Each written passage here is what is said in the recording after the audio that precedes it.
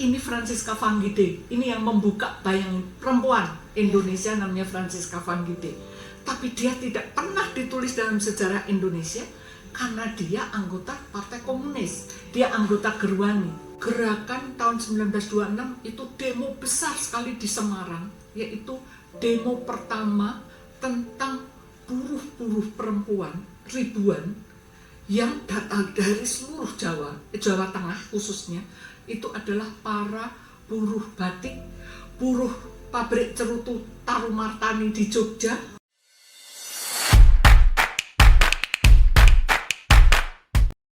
Assalamualaikum warahmatullahi wabarakatuh. Halo teman-teman semuanya, selamat pagi, selamat siang, selamat sore, dan selamat malam, tergantung teman-teman nontonnya kapan gitu ya. Ya, jadi hari ini kita ketemu lagi, kita akan ngobrol-ngobrol dengan tamu kita, nanti akan kenalan gitu, mengenai oposisi dan juga gerakan perempuan. Nah, di depanku udah ada narasumber baru yang nanti juga akan kenalan. Siapa sih beliau? Kita persilahkan, monggo. Oh iya, nama saya Ita Fathia Nadia, tetapi kawan-kawan muda selalu memanggilnya dengan Bude Ita. Jadi panggil saja Bude Ita, begitu. Oke. Ya, Bude Ita ini adalah sejarawan dan juga aktivis perempuan ya, Bude? Iya, begitu.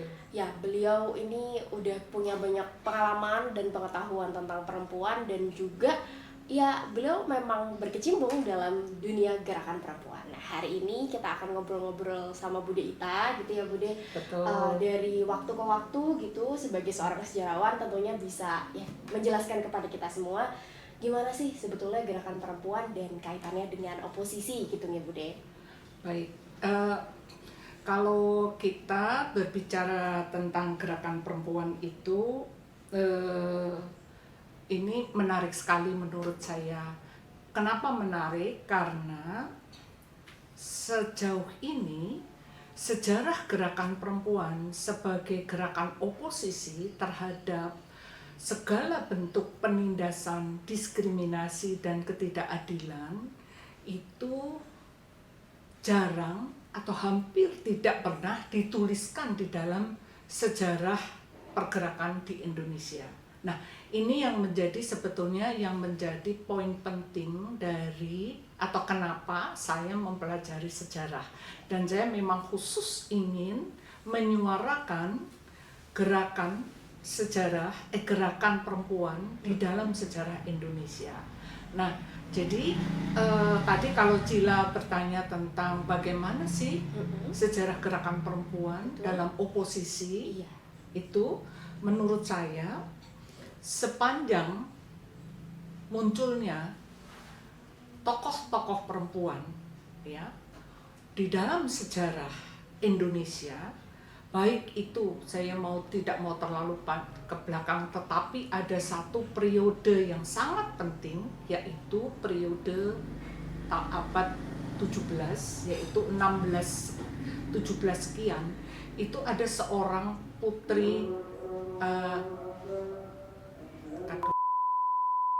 jadi pada abad 17 di Aceh itu muncul seorang raja perempuan bernama Ratu Safiatuddin. Dan Ratu Safiatuddin ini menjadi raja pertama di Aceh yang mempunyai kesadaran tinggi untuk bagaimana memperjuangkan hak-hak perempuan, tetapi tidak hanya hak perempuan, tapi perlawanan terhadap datangnya kolonialisme Belanda dan Portugis ke Semenanjung Aceh. Dan Putri Safiatuddin ini pada sekitar tahun 1617 sampai 1620 sekian itu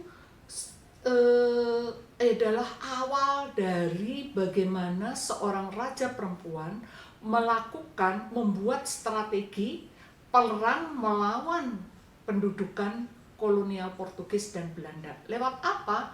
Lewat yang namanya pajak-pajak dan tol-tol laut untuk para kapal-kapal Portugis dan kolonial Belanda atau VOC itu masuk ke semenanjung Aceh, itu mereka sudah menghadapi pajak-pajak. Nah, selain itu Putri Safiatuddin juga mendirikan Universitas Syah Kuala.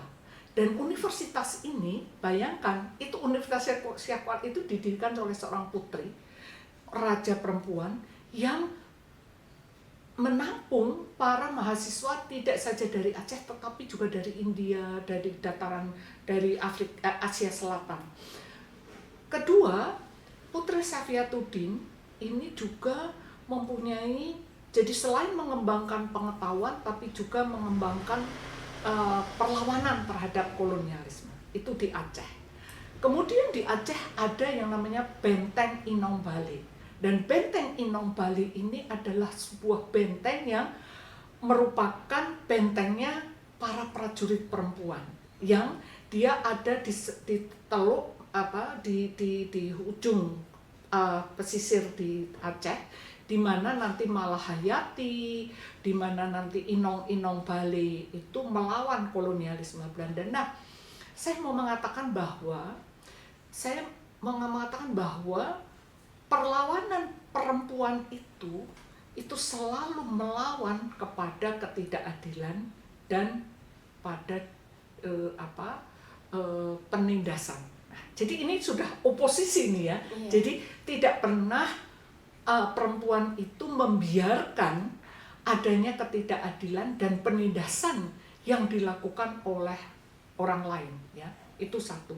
Yang kedua, kemudian periodisasi sejarah berlangsung, yaitu Kartini. Kartini menurut saya adalah tokoh perempuan dari Jawa yang tidak saja memikirkan tentang penindasan dan kemiskinan bangsa Jawa oleh kolonialisme. Karena Kartini sebagai keluarga feodal atau keluarga dari Ningrat, dia mempunyai akses dan privilege untuk bersekolah. Jadi dia bisa membaca, menulis. Nah, ketika Kartini membaca buku tentang yang tulisan Max Havelaar tentang kemiskinan di Banten, membaca novel Saijah dan Adinda dari Max Havelaar, Kartini sangat terpengaruh. Dan Kartini keluar dari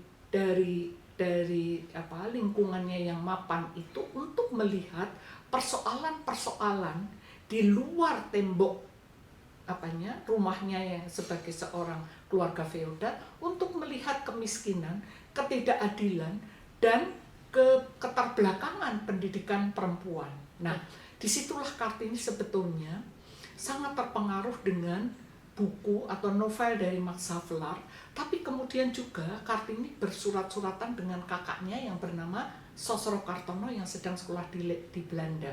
Nah, disitulah Kartini mulai berbicara, mulai memikirkan antara konteks politik penindasan oleh kolonial di sekitarnya dan pengaruh surat menyurat dari kakaknya Sosro Kartono yang bercerita bahwa di Belanda muncul gerakan-gerakan tentang politik etis.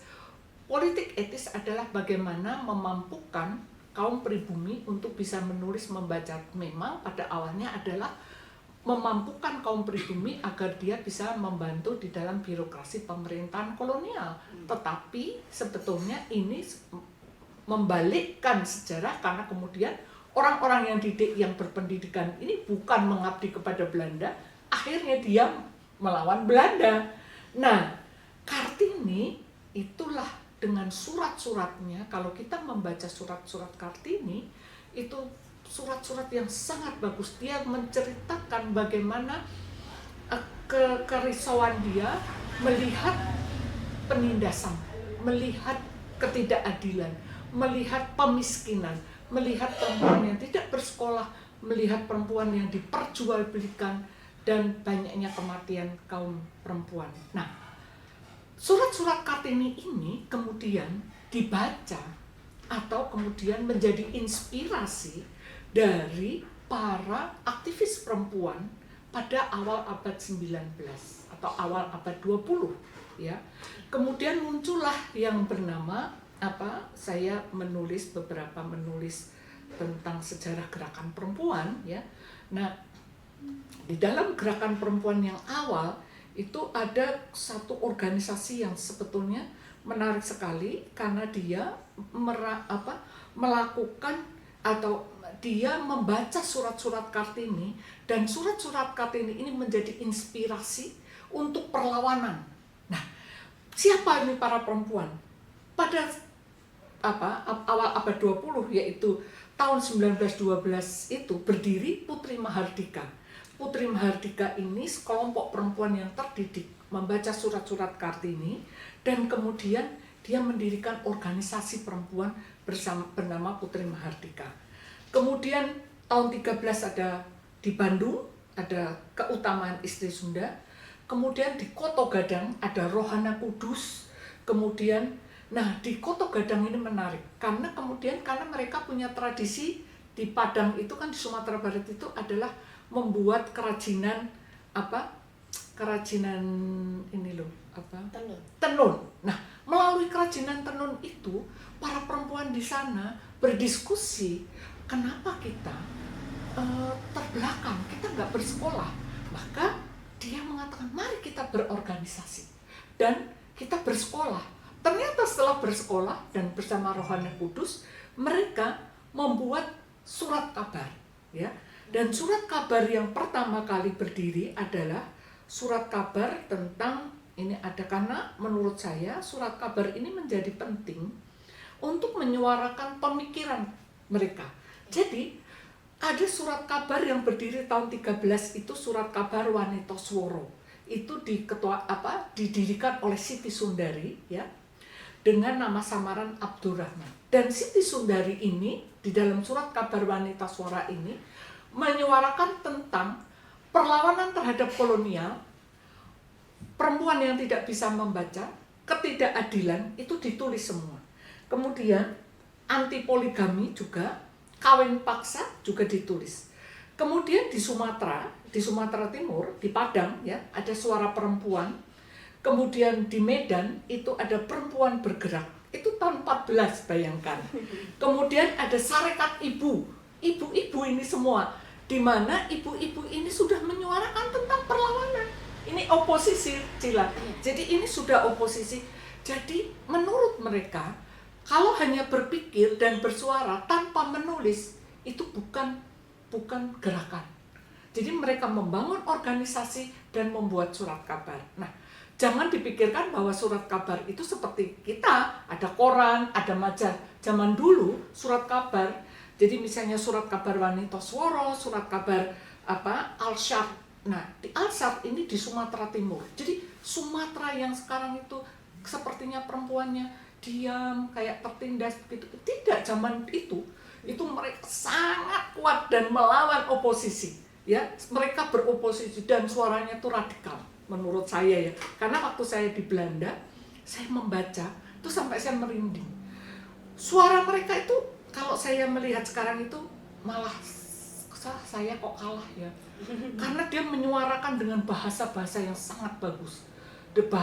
Bahasanya bahasa tentu belum bahasa Indonesia ya, bahasa lokal, bahasa Padang, tapi mereka sudah bagus sekali.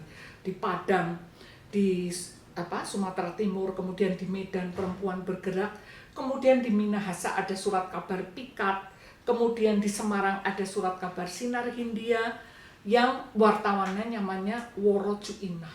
Woro Cuinah ini menulis tentang penindasan buruh perempuan oleh pabrik-pabrik atau oleh majikan-majikan yang memberikan upah yang sangat rendah pada perempuan. Kemudian Woro Cuinah ini membuat koran tentang suara Hindia. Selain tentang penindasan buruh, juga dia menulis tentang perlawanan terhadap kolonial. Ini kan masih kita di dalam masa kolonial ya. Nah, kemudian di Surabaya ada utusan Hindia, itu perempuan juga.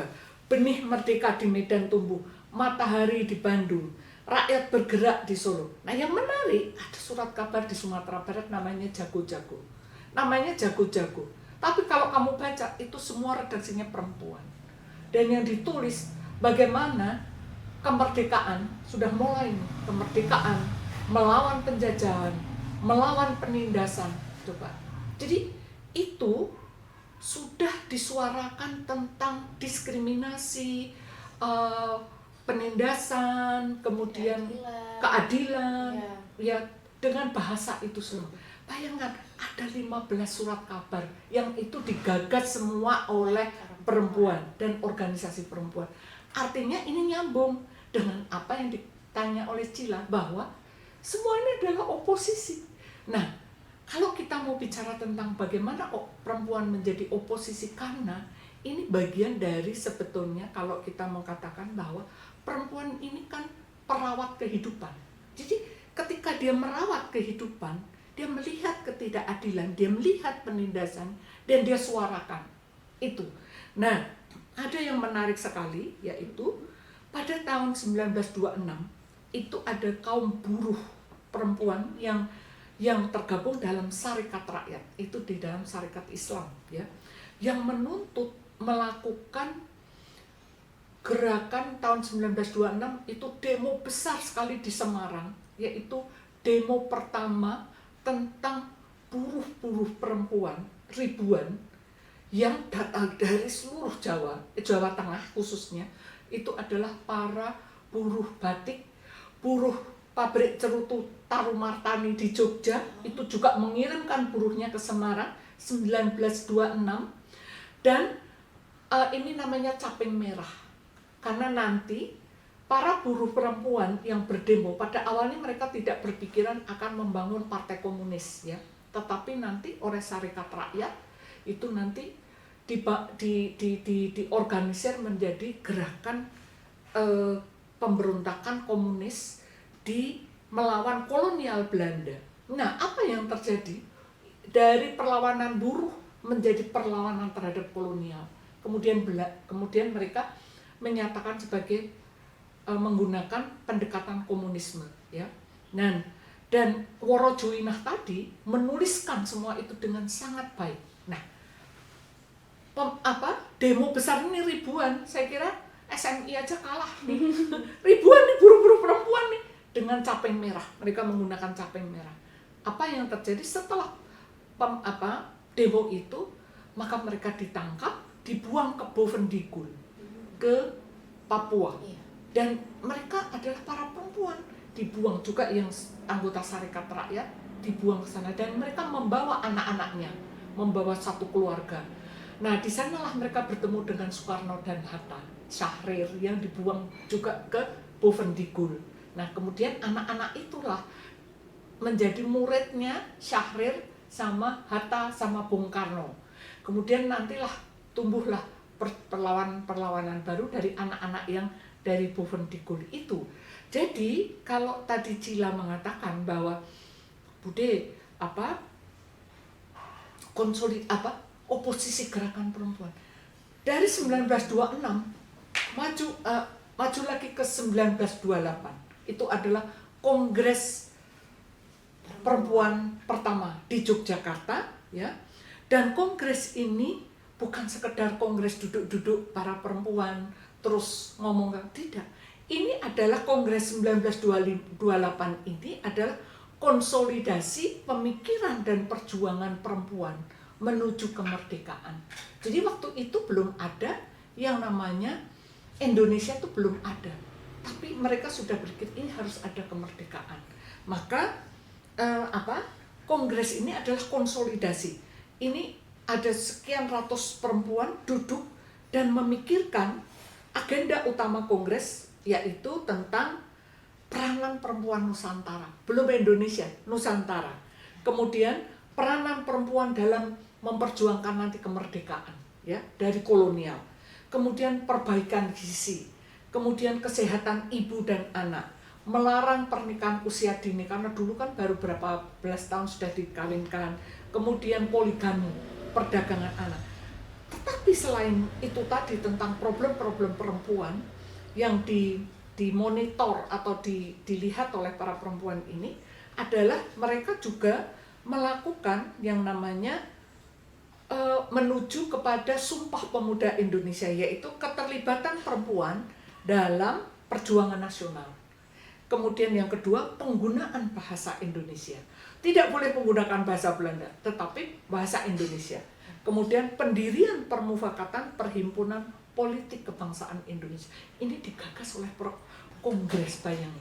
Jadi Kongres Perempuan 1928 ini adalah oposisi besar dari gerakan perempuan, ya, Cila, menuju ke kemerdekaan. Itu dulu sampai di situ. Terus piye?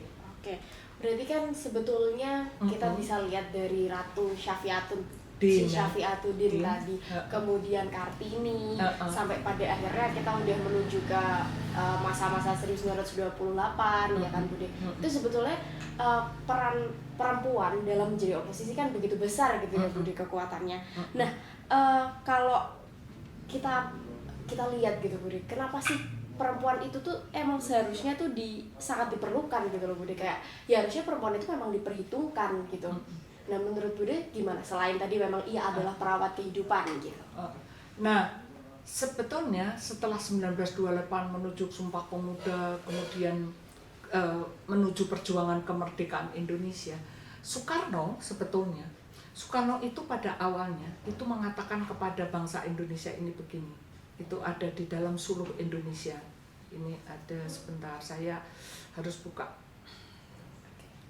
Nah, Soekarno itu mengatakan begini, Indonesia ini nanti, jadi menuju 45, Indonesia dibayangkan sebagai satu proyek kebangsaan yang dipimpin oleh Soekarno dan melibatkan semua bangsa Indonesia dengan tugas membebaskan rakyat Indonesia dari kolonialisme, dan itu adalah tanggung jawab dari perempuan dan laki-laki.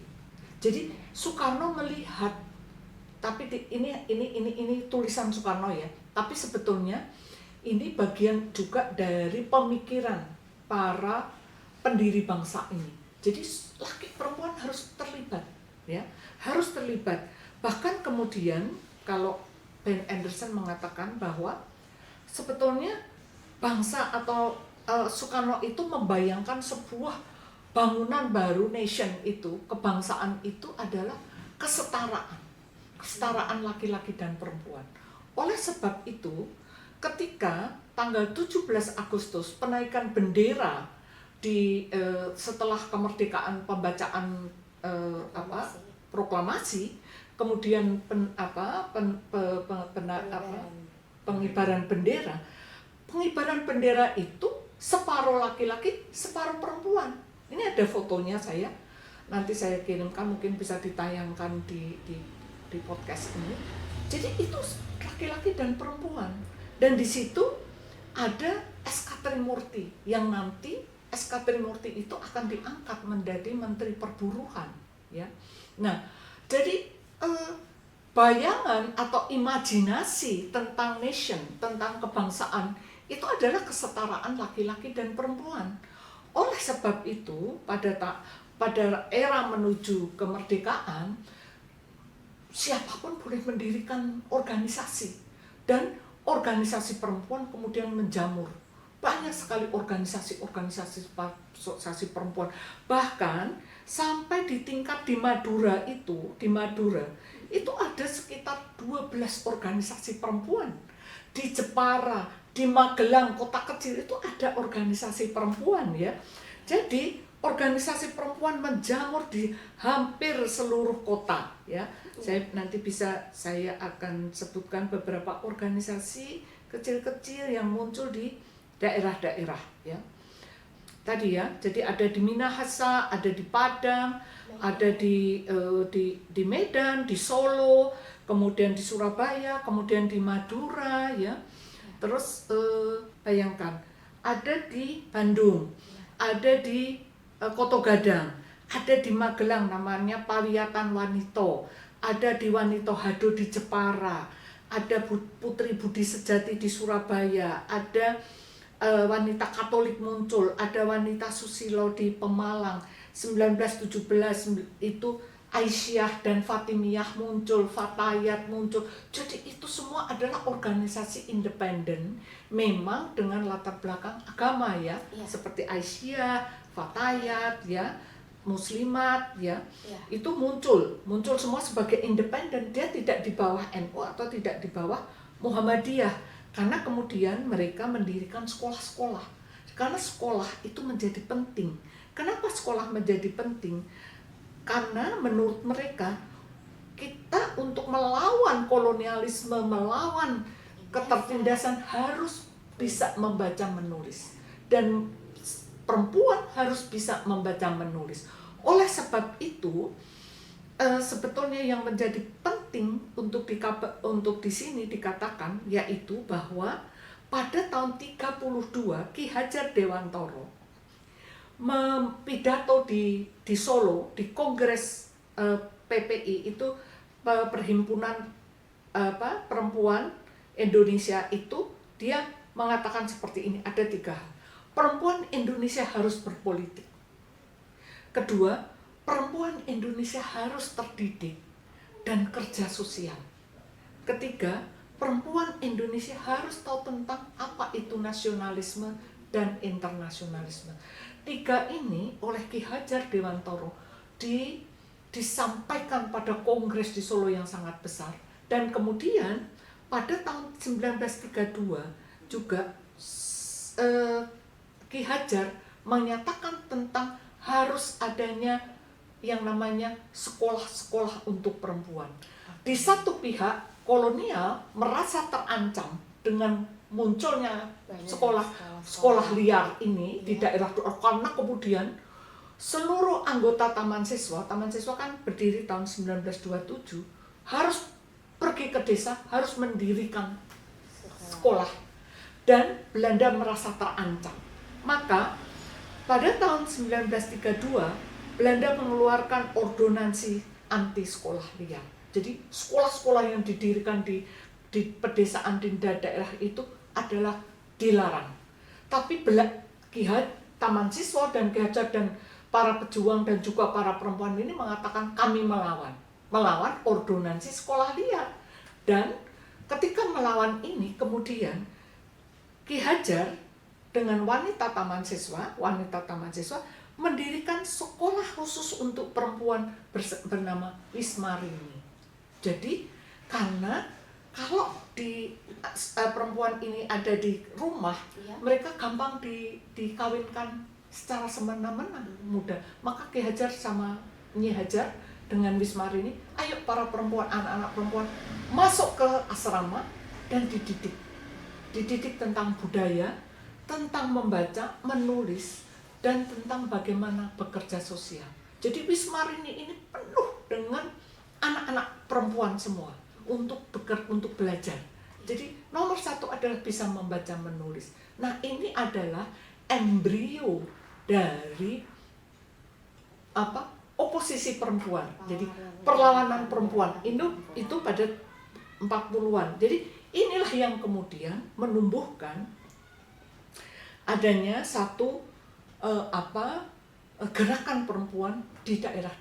Setelah mereka lulus di taman, mereka kan pulang ke daerah, maka mereka mendirikan organisasi-organisasi perempuan di daerah. Nah, saya mau mengatakan bahwa kemudian organisasi-organisasi perempuan misalnya itu yang paling menonjol kemudian tumbuhnya adalah organisasi Istri Sedar.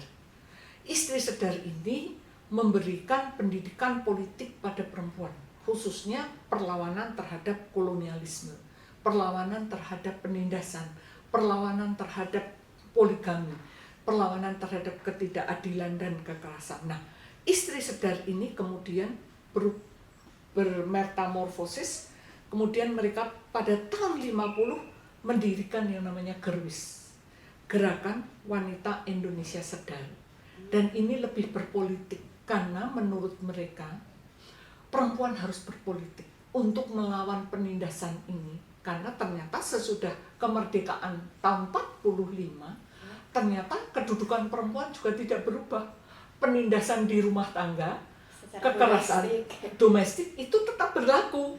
Sementara di luar, jadi kebanyakan setelah kemerdekaan itu mereka mengatakan bahwa ini waktunya perempuan sudah selesai nih di ranah politik publik. Maka kamu harus balik ke ranah domestik, Iya. menjadi istri, Iya. menjadi ibu, seperti itu. Nah, Gerwis pada tahun 1950 mengatakan tidak bisa, kita ini masih dijajah. Oke. Ya, tahun 45 kita masih dijajah, kita belum merdeka. Yang merdeka itu baru di Jakarta, baru di pusat, tetapi di daerah-daerah itu belum merdeka. Dan kemerdekaan perempuan itu bukan kemerdekaan dari tahun 45. Kemerdekaan perempuan jika perempuan bisa menentukan masa depannya secara independen dan dia merdeka dari segala bentuk kekerasan di dalam rumah tangga. Ini yang disuarakan oleh Gerwis. Oleh sebab itu, Gerwis melakukan pendidikan politik dan khususnya Gerwis kemudian mendirikan sekolah-sekolah buta huruf di daerah-daerah. Nah, pada tahun 54 Gerwis berubah menjadi Gerwani. Dan meleburnya Gerwis menjadi Gerwani ini didukung, bayangkan, didukung oleh organisasi perempuan Rupindo, Wanita Sedar Surabaya, Bandung, kemudian dari Wanita Madura, Persatuan Wanita. Jadi wanita-wanita di daerah bergabung karena Gerwani itu mengatakan bahwa secara domestik kita harus melawan penindasan terhadap kekerasan, poligami, perdagangan wanita, pemaksaan anak-anak, pernikahan anak-anak, itu kampanyenya Gerwani. Dan kemudian apa yang sudah diagendakan oleh Gerwis tadi, karena Gerwis kemudian berubah menjadi Gerwani, Gerwani meneruskan ini dan mendirikan sekolah-sekolah politik, sekolah-sekolah buta huruf di hampir seluruh daerah. Selain sekolah buta huruf, dia juga mendirikan penitipan anak di pasar, di pabrik, di mana. Karena apa? Karena perempuan, ini penting banget, karena perempuan yang punya anak kalau harus bekerja, dia harus tahu anaknya selamat, anaknya ada yang mengasuh. Maka Gerwani mendirikan ini. Nah, inilah sebetulnya bagian dari esensi perlawanan perempuan. Perempuan itu akan berlawan jika domestiknya sudah beres. Ya, anaknya, dia tahu bahwa anaknya tidak terlantar, anaknya diasuh, maka Gerwani mendirikan itu. Penitipan anak, tempat perempuan bisa mengadu, kayak sekarang itu crisis center ya. Iya. Kayak crisis itu dulu Gerwani mendirikan itu. Terus sekolah politik perempuan, buta huruf, itu yang terjadi oleh Gerwani. Ya. Nah, ini awal dari perjalanan, dan kan tadi dikatakan oleh tapi juga semacam wanita Katolik, Aisyah, semuanya balik itu juga mendukung 1928. Mereka juga seperti Aisyah mendirikan PAUD, mendirikan sekolah anak-anak. Gerwani juga punya TK Melati. Hampir semua organisasi perempuan itu punya sekolah untuk perempuan. Jadi perempuan berpendidikan, perempuan membaca, itu adalah membangun kesadaran perempuan. Politik itu bukan sekedar, kalau sekarang kan politik kan diterjemahkan ke parlemen apa, tidak. Kalau praktis, kalau organisasi perempuan tidak. Politik adalah kemerdekaan perempuan di dalam menentukan hidupnya. Dan untuk menentukan hidupnya ini, dia harus dibantu dengan apa? Membuat penitipan anak, sekolah buta, dia harus bisa baca tulis. Kemudian satu lagi yaitu dia yakin betul bahwa hidupnya tidak mengalami kekerasan. Itulah yang dinamakan kemerdekaan.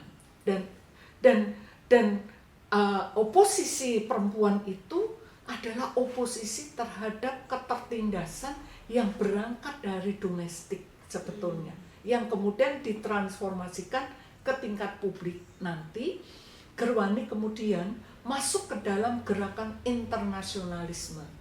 Apa itu gerakan internasionalisme? Adalah gerakan perempuan dari seluruh dunia adalah gerakan-gerakan perempuan dari seluruh dunia yang berasal dari negara-negara yang terjajah. Itu khususnya di Afrika dan di Asia. Ini para perempuan di Afrika ini mengalami penjajahan dari Prancis, dari Belgia, dari Belanda, dari kemudian Portugis, Spanyol, ya. Kemudian perempuan-perempuan di Asia juga. Nah, para perempuan yang terjajah ini kemudian mendirikan gerakan perempuan sosial demokrat.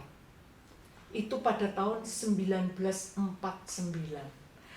Pertama melakukan konferensi internasional di kota Cina, di Beijing, Cina.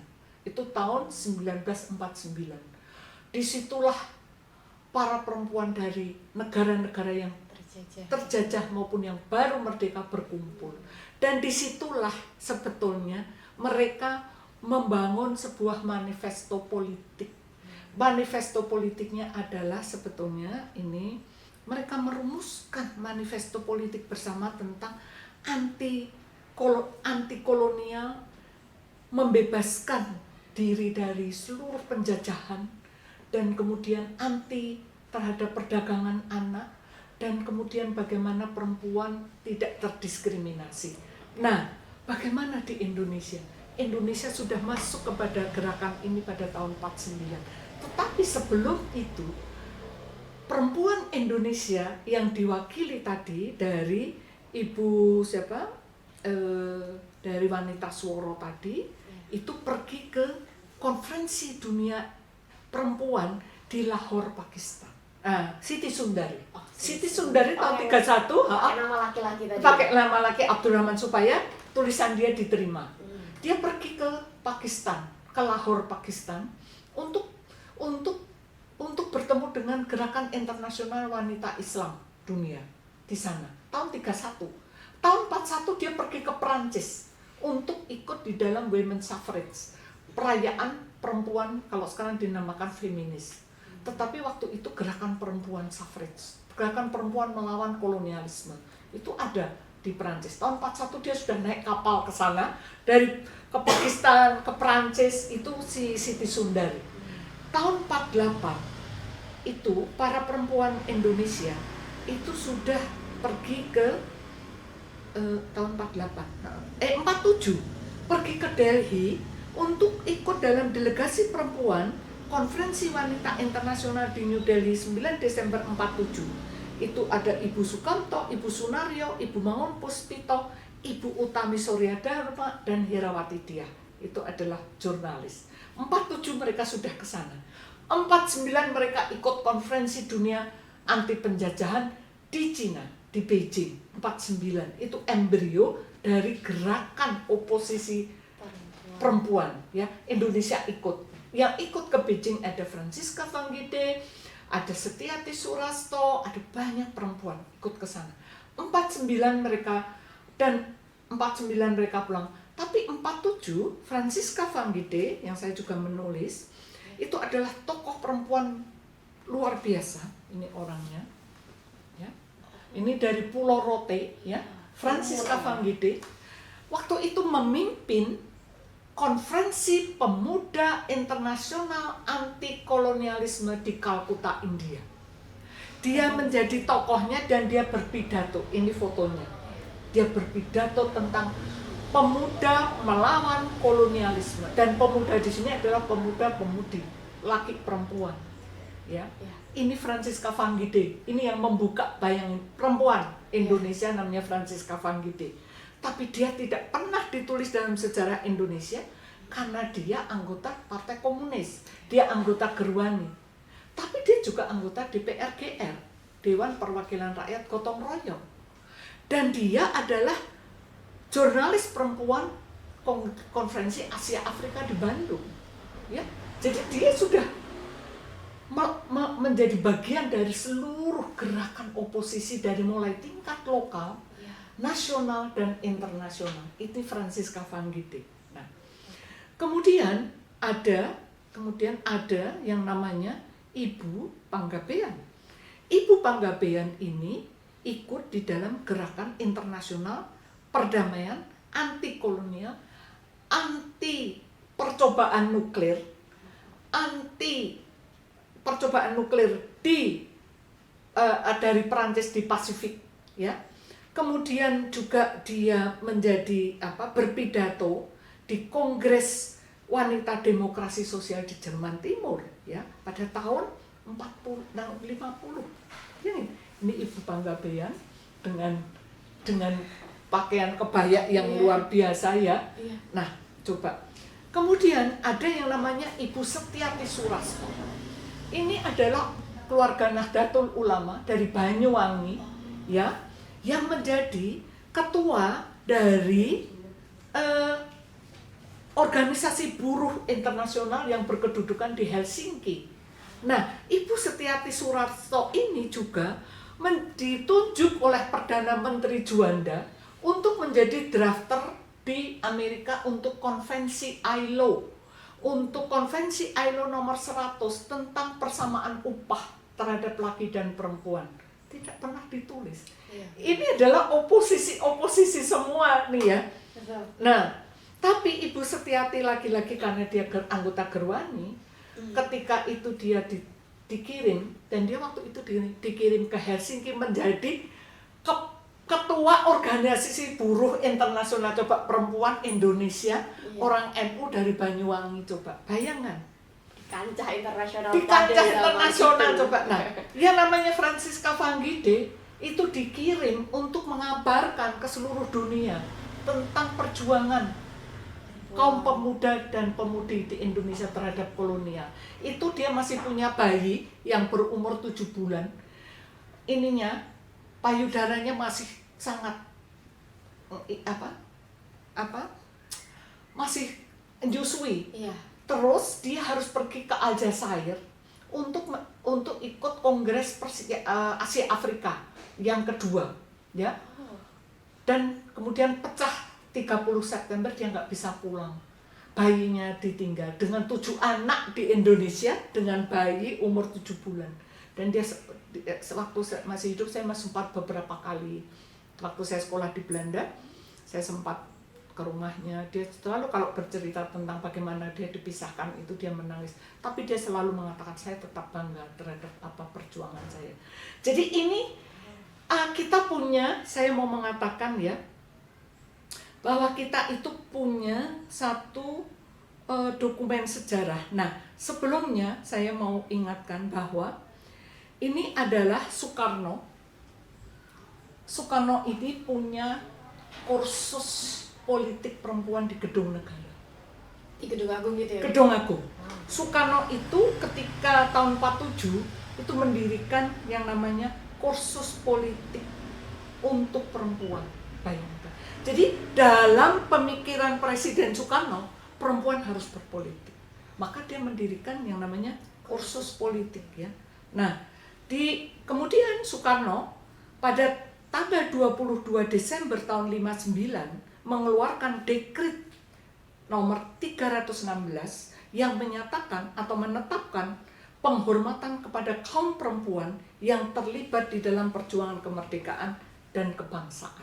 Maka saya tadi kan bagaimana keterlibatan perempuan dalam kemerdekaan dan kebangsaan. Dan ini diakui oleh Soekarno sebagai keterlibatan perempuan dalam kemerdekaan dan kebangsaan. Maka ditetapkanlah 22 Desember, tapi tidak seperti sekarang Hari Ibu. Ini Hari Ibu Soekarno adalah Hari Ibu revolusioner. Oposisi revolusioner, tapi kemudian oleh Orde Baru, Hari Ibu revolusioner itu dikat menjadi Hari Ibu domestikasi. Padahal menurut Soekarno Hari Ibu revolusioner. Jadi dipersempit maknanya. Dipersempit maknanya. Nah, dan 459 itu dekretnya. 60 terus perempuan bergerak terus. Oposisi terus. Bahkan Soekarno sendiri didemo oleh kaum perempuan ketika dia berpoligami. Menikahi Hartini itu demo ribuan perempuan melawan Soekarno. Meskipun sudah ditetapkan. Jadi perempuan nggak ada kata kompromi, nggak ada. Nggak ada kata kompromi, itu nggak ada. Begitu juga dengan Gerwani. Gerwani itu bukan underbownya PKI, bukan. Gerwani adalah organisasi independen. Bahkan ketua PKI, Aidit, itu merasa wah Gerwani sudah melesat. Gerwani itu anti terhadap patriarki, tapi dia tidak seperti feminis sekarang ya yang mengatakan patriarki, tidak. Dia melawan kesewenang-wenangan kaum laki-laki yang dalam sistem, dan dia melawan kapitalisme, melawan imperialisme. Gerwani itu dalam melawan kapitalisme, imperialisme mulai dari apa? Sangat sederhana. Dapur, setiap dapur, di dapurnya ibu-ibu anggota Gerwani disuruh lihat apa ada produk asing yang sudah masuk ke dapur. Karena menurut mereka, kita itu di dapur itu harus adalah produk-produk dari dalam negeri. Kecap dalam negeri, garam dari Madura, gula dari Gondang. Jadi semuanya adalah nasionalisme. Ya. Nah, jadi anggota Gerwani kalau sudah ada import itu adalah masuknya imperialisme, itu sudah berbahaya. Dan Gerwani melawan kekerasan. Bahkan Gerwani melawan PKI juga. Tapi ada satu sisi di mana Gerwani juga ikut bersama Partai Komunis Indonesia di dalam melawan Malaysia. Masuknya Inggris melawan Inggris yang akan masuk sekutu Amerika lewat Malaysia nikah itu. Jadi sebetulnya ini bahkan nanti bulan Oktober Gerwani baru akan kongres. Apakah akan bergabung dengan PKI atau tidak? Di lain pihak PKI, ketua PKI Aidit mengatakan wah ini Gerwani sudah melaju. Sudah kita khawatir nih Gerwani sudah kayak begitu. Ya. Apa yang terjadi? Sebetulnya ketua PKI Aidit sudah akan membuat Wancom, wanita komunis, untuk melawan, untuk menyaingi gitu. Membenturkan dengan Gerwani. Dan yang akan terjadi sebelum terjadi karena peristiwa 65 ya. Iya. Ketua Gerwani Ibu Umi Sarjono akan menjadi ketua Wancom. Tapi karena 30 September terjadi, tidak terjadi. Jadi Gerwani ini yang pertama kali adalah semboyannya adalah melawan kapitalisme dan imperialisme, melawan feodalisme. Iya. Maka dia bergabung dengan Barisan Tani Indonesia, iya, untuk melawan para pemilik tanah yang luas. Okay. Kemudian Gerwani juga melawan terhadap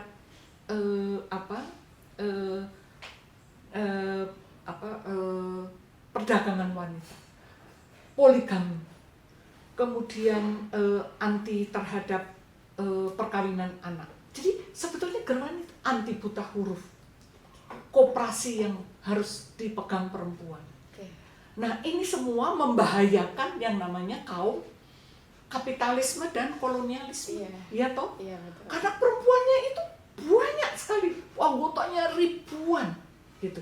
Memang Gerwani kemudian juga sosialisme dan internasionalisme, solidaritas sosialisme ini yang kemudian membenturkan Gerwani dengan organisasi-organisasi yang berafiliasi dengan agama, karena mereka tidak mau dengan isu-isu sosialisme. Gerwani menyatakan itu. Jadi ini oposisi.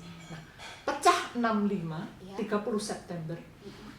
Maka 30 September ini adalah poin penting di mana gerakan politik rakyat itu dibasmi habis. Termasuk gerakan perempuan. Perempuan dikembalikan ke induknya. Yang Fatayat dia kembali ke NU, yang Aisyah kembali ke Muhammadiyah, yang WKRI kembali ke Katolik, dan dilarang perempuan berpolitik. Maka dibuatlah yang namanya Pancadharma Wanita, namanya gender orde baru. Jadi Bapak Ismail Soeharto sebagai bapak pembangunan, perempuan harus tidak boleh berpolitik, organisasi perempuan harus di bawah, istri harus diorganisasi lewat Dharma Wanita, lewat PKK, lewat semuanya harus dimasukkan dalam koridor-koridor sentralisme di bawah negara. Itulah 30 September adalah titik turning point penghancuran gerakan perempuan lewat penghancuran lewat penghancuran atau kekerasan seksualitas dan pemikiran perempuan. Dengan apa yang sekarang sedang saya tulis tapi belum selesai, yaitu mereka yang dituduh sebagai gerwani dan anggota kiri dimasukkan ke kamp pelantungan. Itu di Kendal, Jawa Tengah. Itu ada kamp khusus tentang perempuan. Itu adalah reedukasi dan reedukasi perempuan, mendisiplinkan pemikiran perempuan dan seksualitas perempuan.